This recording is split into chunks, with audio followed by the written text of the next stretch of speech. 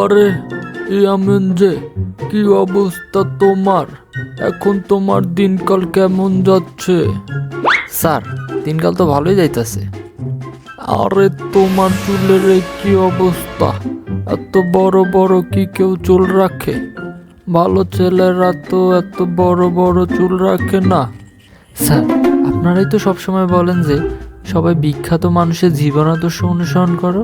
তাদের মতো বিখ্যাত হতে হলে কাজী নজরুল ইসলাম, রবীন্দ্রনাথ ঠাকুর, মধুসূদন দত্ত, এনাদেরও তো বড় বড় চুল ছিল। এনাদের মতো বড় হতে হলে এনাদের মতো বড় বড় চুল রাখতে হবে না?